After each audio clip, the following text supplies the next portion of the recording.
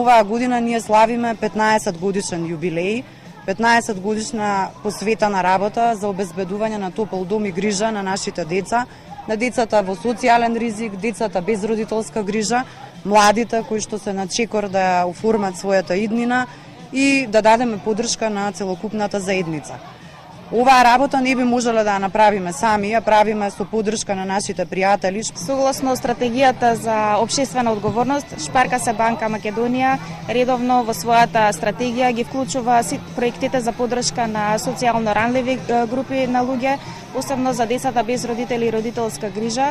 Ова ни е веќе четврта година проект кој што го сработуваме заедно со СОС Детско село.